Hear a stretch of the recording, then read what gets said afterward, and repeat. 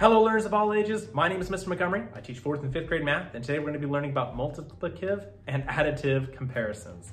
Now, when it comes to multiplicative and additive comparisons, it's basically a fancy way of saying, can our students understand different language that we use in the English language to convey if we're going to be adding or multiplying?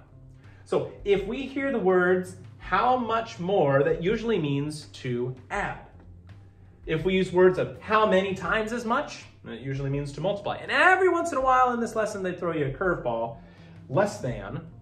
That means that we're going to be using subtraction. We're not going to be working with division yet. But again, 4th graders, if you need more examples of addition, subtraction, multiplication, and when you get to it, division, words or phrases that are commonly used in math books or in word problems, if you look to the bulletin board to the south side of the classroom, you can feel free to use that.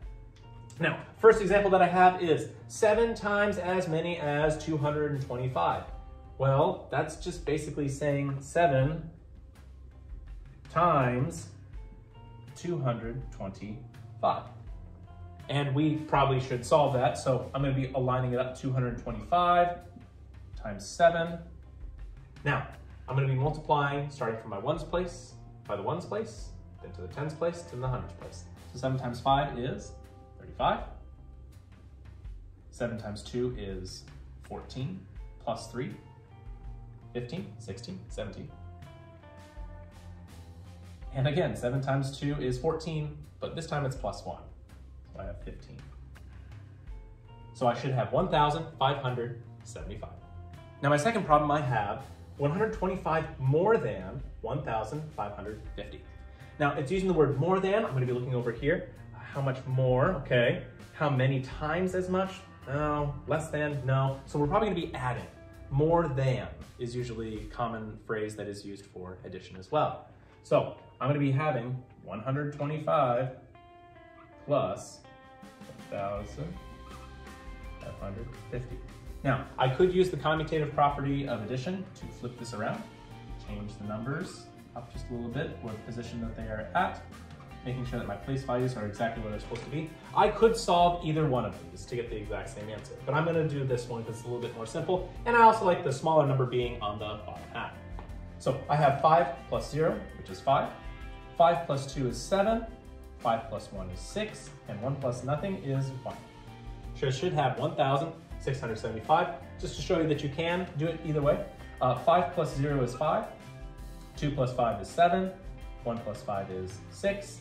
And 1 plus nothing is 1. I get the exact same answer of 1,675.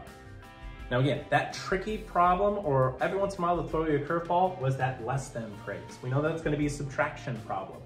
But the way that we write our subtraction problem can and will make a big difference. 75 less than 1,700.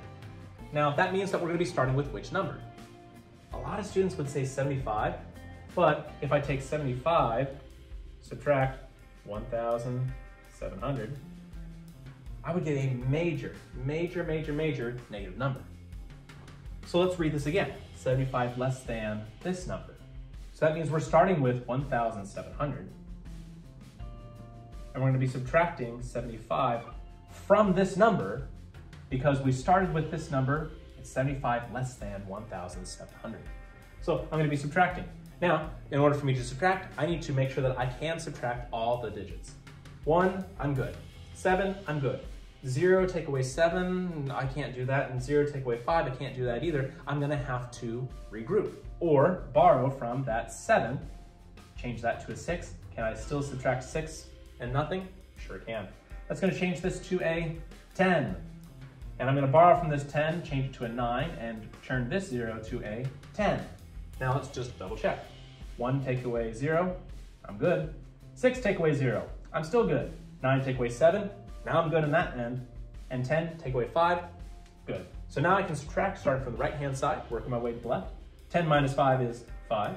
9 minus 7 is 2. And 6 minus nothing is 6. And 1 minus nothing is 1. Put my comma in the correct place. I should have an answer of 1,625. All right, my 4th grade friends, if we take a look at our practice problems on page 71 of our workbook, you will see that we're going to be doing practice problems number 1 and number 3. The directions say, fill in the blank and tell what operation you used to find the answer. Did you use the addition? Did you use multiplication? Or did you use subtraction? So if you have any questions on either number 1 or number 3, please let me know when you bring this to class.